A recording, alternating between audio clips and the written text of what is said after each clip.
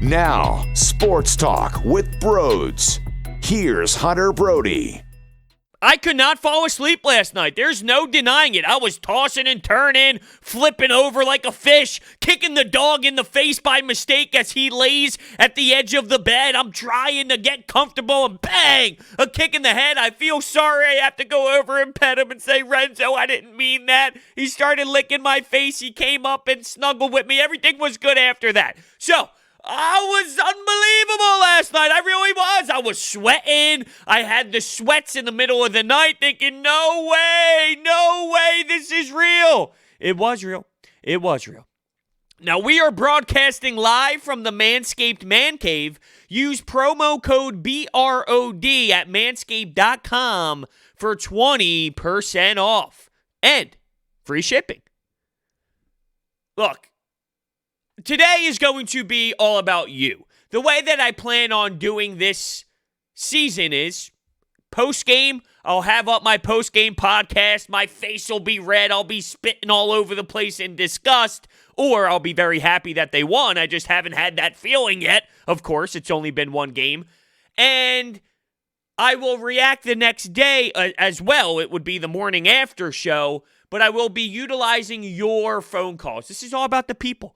I'm a people guy. I'm all about the people. So before I dive into the phone calls, I just want to get out one thing. And I tweeted this morning. You can follow me on Twitter at Broads81. But this is how I feel about Carson Wentz. Because I think it's fair to be really upset with his performance and be really pissed off with what he displayed out on the field because it was atrocious and it was awful. But that doesn't mean I believe he can't be a good quarterback. He's not the guy. I think the conversation of he's not the guy that we are hearing this morning is ridiculous. So Carson Wentz was awful. He deserves a ton of blame. But I can't get behind the he isn't the guy conversation this morning. If you think it's possible to consistently dump quarterbacks until you find Tom Brady, Drew Brees, Pat Mahomes, it's not how this works. They are rare. Those type of quarterbacks are rare. And I think that is the perfect way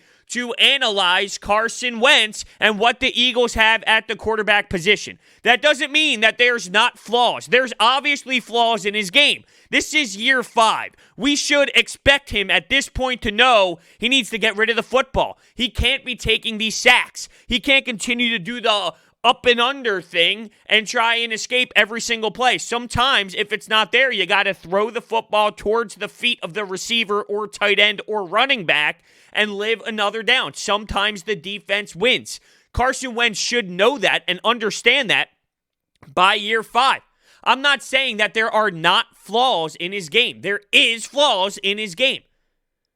But if you are the Eagles organization, if you look around the league and you look around the NFL at the quarterback position, isn't he still an above-average quarterback in this league? Absolutely. I'm sure you're frustrated and upset and thinking, no, he's not. Yes, he is. Yes, he is. Because what you saw in the first half was insanity. And he has the raw natural ability to be a very good quarterback in this league. But he has to put it together. And I get that that's a big part of it. But as an organization, what do? Move on from a quarterback, move on from a quarterback, move on from a quarterback, move on from a quarterback until you find Drew Brees and all of these elite QBs in the league? You can't do that. You cannot do that. That's not how this works. And I'm sure people right now go, well, look at Lamar Jackson. He's not Lamar Jackson. People like to use guys outside of the 3 that I named. Lamar Jackson, if the Eagles had him and they finished the season the way that they did last year, you'd be freaking out screaming that Lamar Jackson doesn't work and they're going to have to go get a new guy. I just think this morning it's very reactionary. It makes sense. It's football. You play once a week. On Monday, it's overreaction Monday. I get it. But let's put it in perspective here of the entire league. There's a handful of guys that are superstar elite talent. And then you have the next tier. And then, look, I'll keep it simple. Ryan Tannehill got to an AFC championship game last year.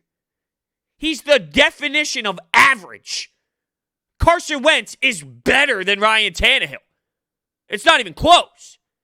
So with that being said, all right, there's other ways to win other than elite superstar quarterback talent.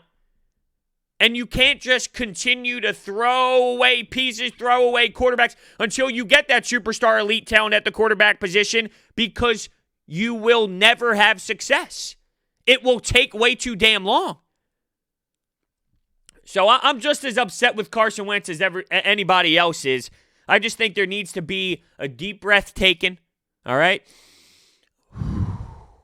He was frustrating. He was bad. I mean, it's that simple. He was bad. He was terrible. He was awful. He has to be better. You can argue that that was the worst game of his entire career. So he needs to be a way better quarterback. And I think he will be. And I think he can be. And I think throughout his career, he has shown you that, yes, he can be way better than what he did yesterday against Washington. Let's start off the phone calls real quick, though. We have to pay the bills. This episode of Sports Talk with Broads is sponsored by Orbit Energy and Power. And with over 20 years of experience in the solar industry, they are home to your solar experts in both residential and commercial projects.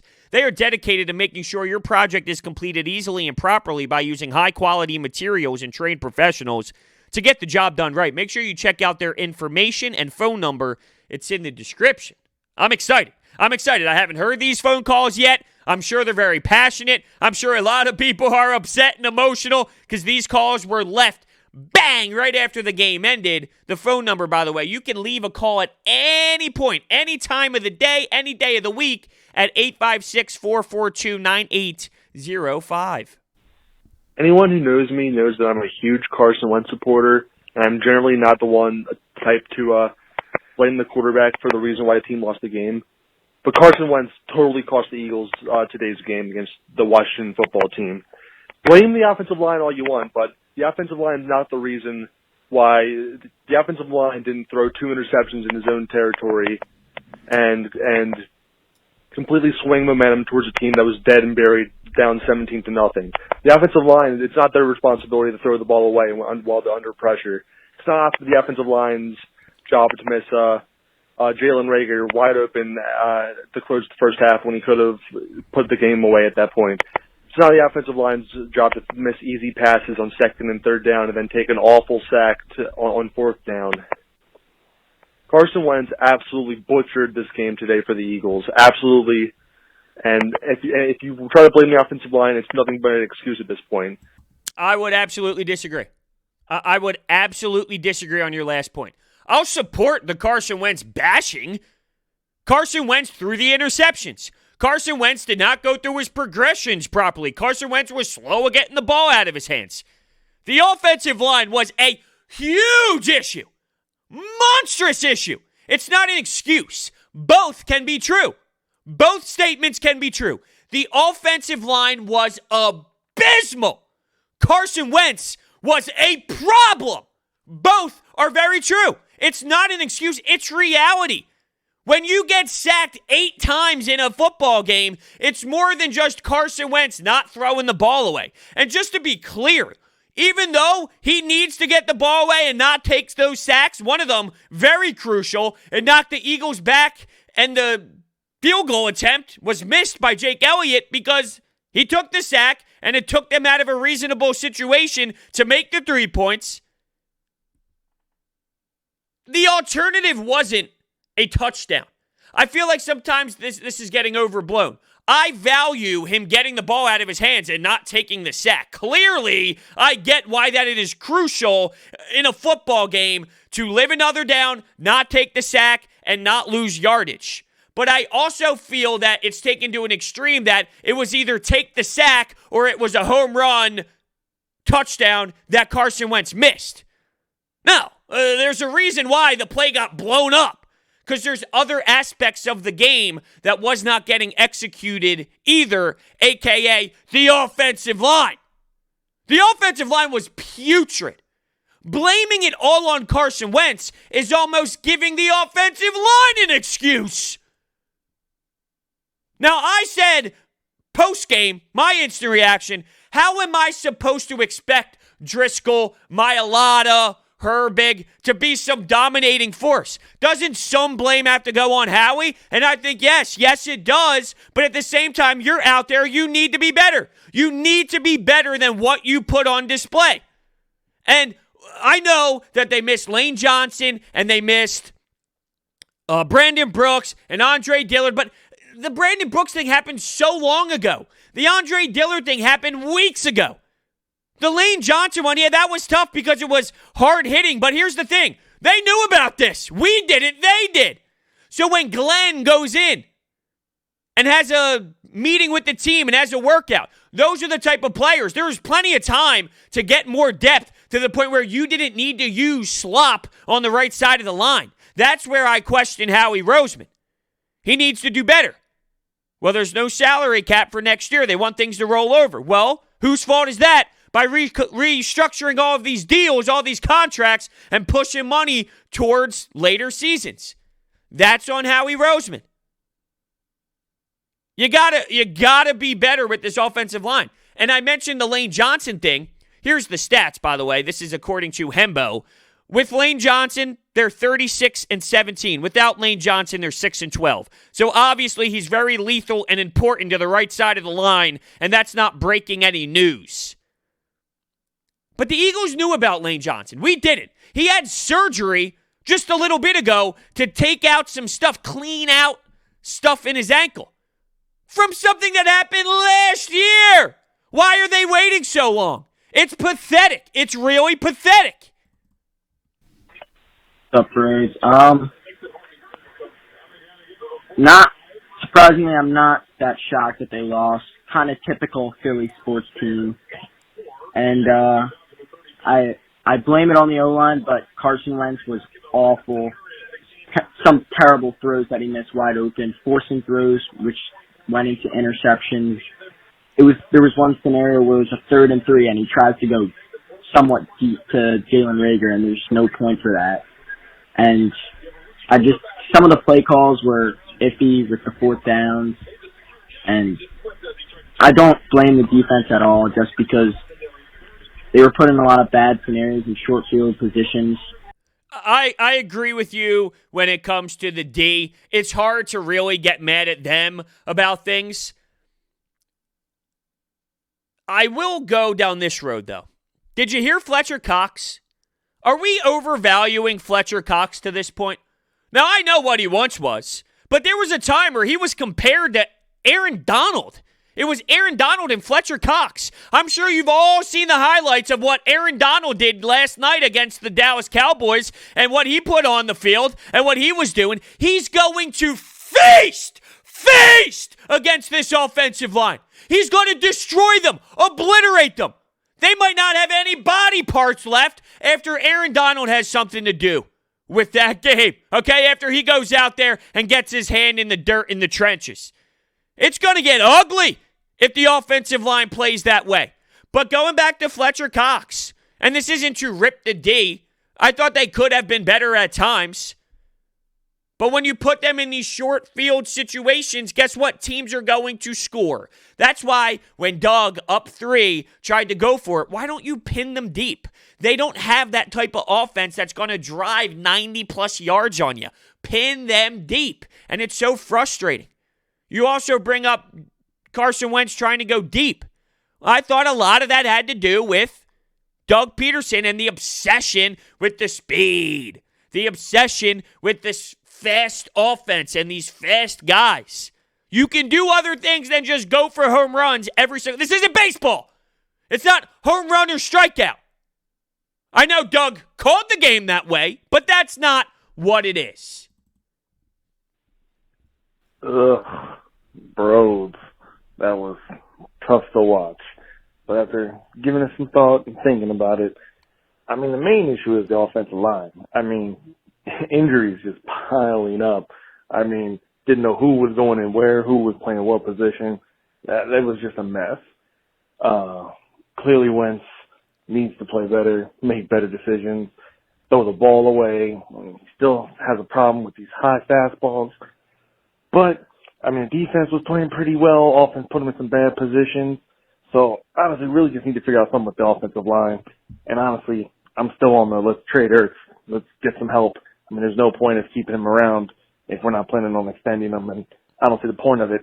Obviously, Goddard showed that he can take care of it. Goddard was great. Goddard was great. I don't think you're going to trade Ertz until the last year of his contract, and that's been the whole speculation since, I'll be honest with you, a couple years ago, knowing that this was coming up, it's been a conversation, but now that it's here, it's been intensified. I was not happy with Zach Ertz at all. His body language, not only the catch, all right? We understand that he should have made that catch. It hit him right in the hands. He missed it. That's a big play. Big players make that play. You need to come down with that catch. But put that aside. It's hard to put that aside because it was so crucial, but let's put that aside. It looked like something was bothering Zach Ertz. You need to be a professional. It's not easy. I'm not claiming it's easy. It's obvious he's not happy, he's frustrated, and he's upset because he loves the Eagles organization, and there was the conversation prior to the game about him and Howie Roseman going back and forth in some sort of heated talks. But you need to put that aside. You can't allow that to affect your game. That's what it means to be a professional athlete. So I was very underwhelmed with Zach Ertz from the body language point of view, and that clearly affected the way that his productivity on the field went. While I can go on forever about how horrible Carson Wentz was in the second half, all I can say is that whatever money Cordy Glenn wants to play tackle, sign him for it. Our offensive line is terrible. There is no excuse for allowing 7 sacks in any game. I don't care how good the defensive line is. How can you have Jordan Mailata going up against Montez Sweat or Chase Young? It's pathetic. Absolutely pathetic. We need a new offensive line and depth ASAP. We do. Whoa, we do. Oh, we do. It's not breaking news, but where do you go from here? And I get going for Glenn is something that they probably realistically need to do, but does that help? Is that the answer? I know they need depth. I'm here for it. They got to sign guys because they have no depth. They have zero depth. But if Glenn goes in there and starts getting waxed and destroyed, look, there's a reason why he's on the market. There's a reason why he's going to the Eagles looking for a tryout. At the same time, though, you can't continue to throw this slop out there. Now, I'll give credit to that Washington D-line. They are special. And with Ron Rivera at the helm, they're going to be unbelievable. Del Rio, they're going to be unreal. Special. I thought Ron Rivera outcoached the hell out of Doug Pederson, and that's disappointing. Sometimes Doug Pederson confuses the hell out of me. Truthfully. Blows my mind. Now, real quick, I have a football pool going on that you can join, and I'm giving away great prizes. The information's in the description. There's a link, and also there's a password, which is Brody with the capital B. All the information's down below. But it's an NFL Pick'em pool presented by BetQL, and we're giving away weekly prizes. This week, New Era. And the grand prize from Rosnov Jewelers, a bracelet. That's right. A Sports Talk with Broads Pick'em Pool bracelet. So make sure you get yourself involved in this Pick'em Pool. So many people have joined already, and I can't wait to enjoy this fun with you. All right, let's kick it off to our next caller. Broads, I am. It's really 2020 fashion that the Eagles would lose the way that they did, considering the fact that Washington doesn't even have an actual team name in their name. They don't even have a team name, and we somehow managed to give up 27 or 24 unanswered points. I can't remember what the stat was. But. 27. Yeah, so far, Carson Wentz, not good whatsoever. Started off really hot, made some dime throws, but Carson Wentz, not good at all. Doug Pederson, questionable play calling, go figure. And what was up with Deshaun Jackson? That whole Deshaun Jackson was kind of weird to me. Bros, I'm literally speechless, and I am literally sad. I've been looking forward to Eagles football this entire year, hoping it would happen. And this flat out is embarrassing, and I am literally sad. Now, whenever I get to work on Monday, it's going to be a lot of tears of sadness. That's how everybody feels. There's nothing worse than waking up on Monday when your team loses a football game. It's terrible. Now, Dallas losing makes it easier, and it seems like this is going to go down the same road that we've witnessed already, where it's the NFC East or the NFC least, if you will. Bad teams going at it to see who can win the sloppiest division in football.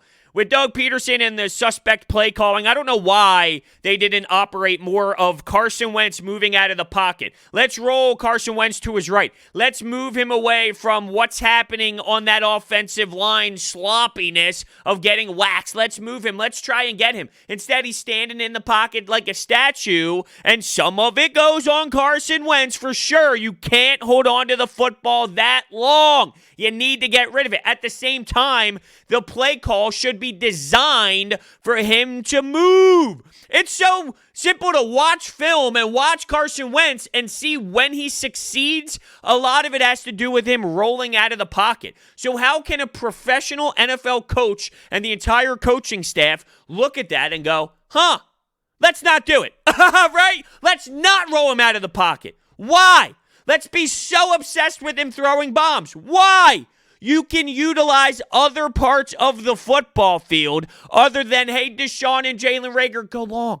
Where's the possession receiver? Oh, yeah, wait, that's J.J. Arcega-Whiteside. He sucked.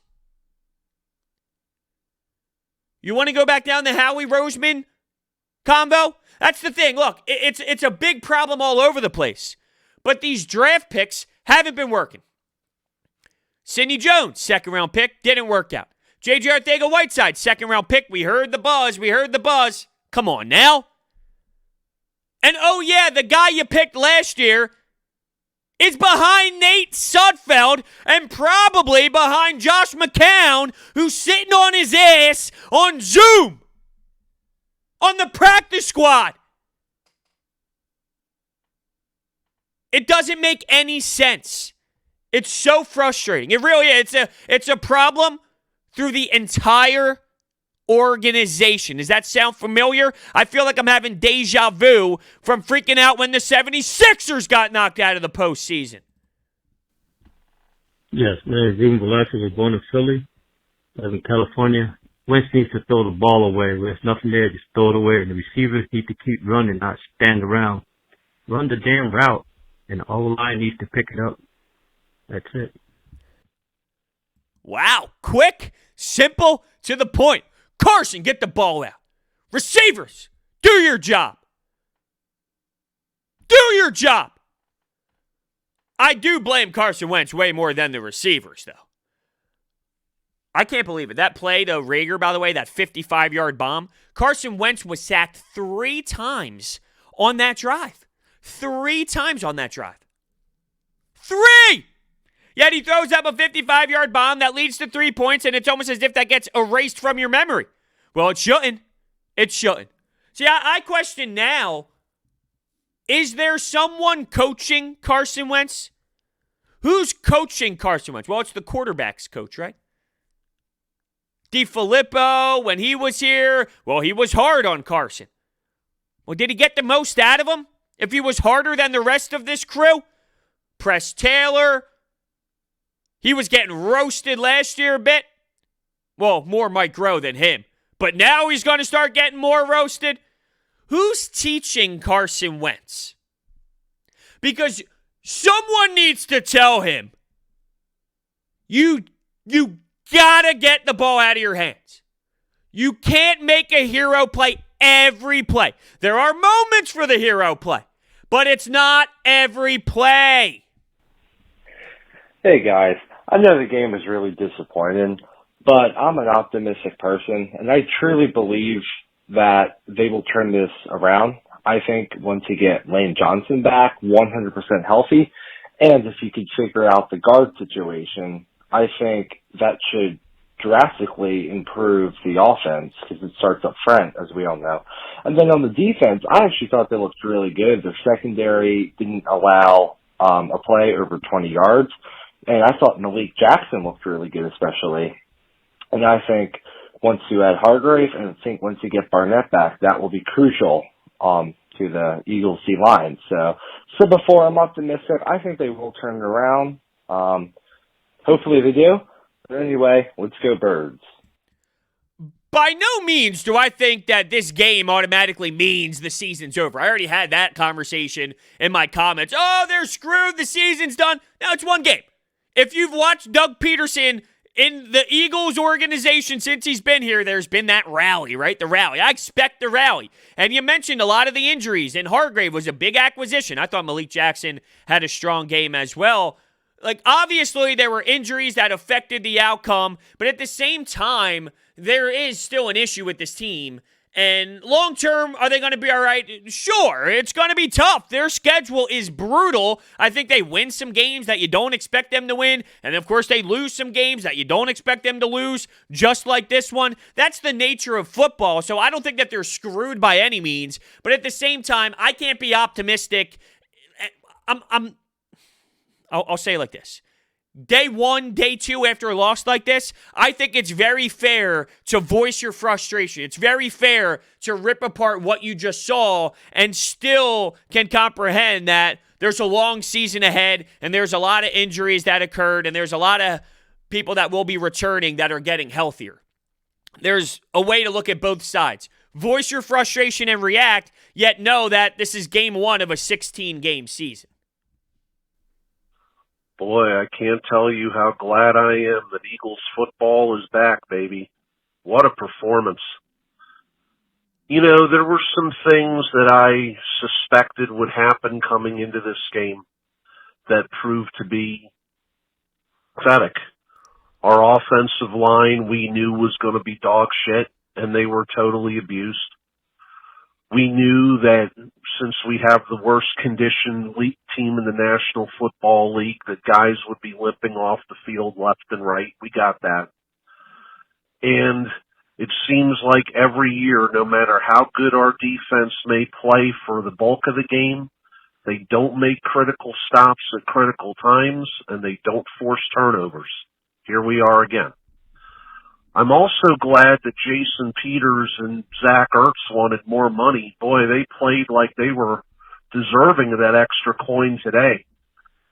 But this one falls on your quarterback. I mean, Carson Wentz, the first interception changed the entire complexity of the game.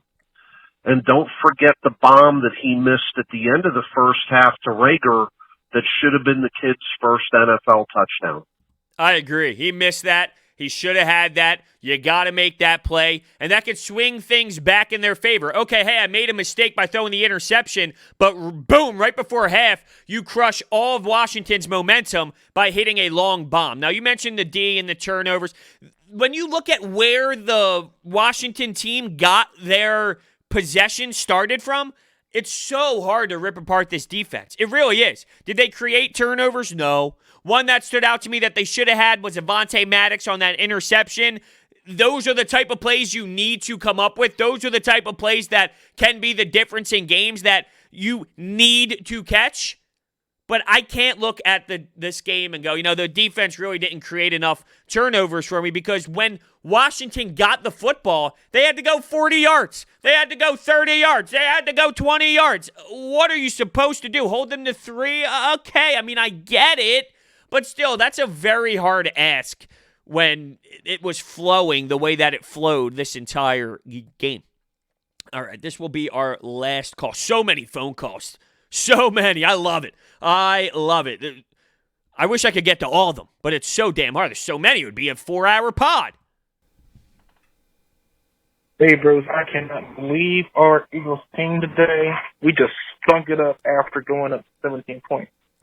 It makes no sense. From the all-line play from Kelsey, Herbig, horrible. It's unexcusable. Letting linebackers come up the middle, back our quarterback, the 2 interceptions, unacceptable. The fumble, unacceptable. No running game like this is back in 2017 against Kansas City. last year, like Miami, it's just even worse than the Miami game. You lost to a team with no name. And it's the fault of wanting to pass the ball and not be 50-50 like we always do when we win games. I don't know what's wrong with Doug. It's like he every year forget 50-50 run pass that what wins games, and I don't get it.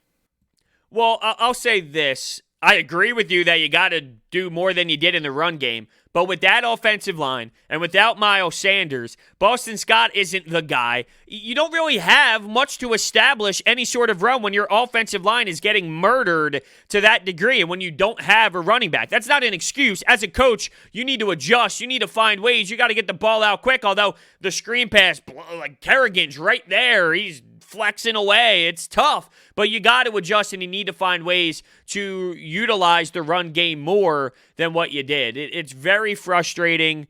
The joke about losing to a team without a team name is always going to be funny to me at the moment. I can't stop laughing. And there's so many times where I want to call them the old team, and I go, oh, the Washington team. It's going to take me a while to get adjusted to that. But they did lose. I can't believe it. Up 17, and they blew a 17-0 lead and allowed 27 unanswered. It's hard to really fathom. It's a disgusting effort. And it's funny, on the postgame pod, I mentioned that quote from Doug Pederson postgame. Maybe I'll play it for you. I will. I'll play this for you. Listen to Doug Pederson. He was asked the question about the disparity in run-pass plays. And I mentioned this in the postgame pod. I couldn't believe it. Here it is. Listen, I don't necessarily in game know if we're throwing or running. I just know that we're going to execute the play called and do our best to try to score. Yeah, excuse me, Doug. Yeah, excuse me. You don't know. And I lost my marbles. And someone responded with this answer. At Philly Special 25. Thank you so much for conversing on Twitter with me. Seems out of context. I'll have to watch the whole interview. Nope. That was it. That's not out of context. He was asked about the disparity in run pass, but that's how obnoxious the answer is. Well, that must be out of context. No. That was his answer to why he was passing so much more than running. I don't really know if I'm even running or passing. I'm worried about the execution. What? What? I'll leave you with that. I mean, woo! I'll tell you what. I'm going to go nuts. Thank you all so much for listening. And I will see you next time.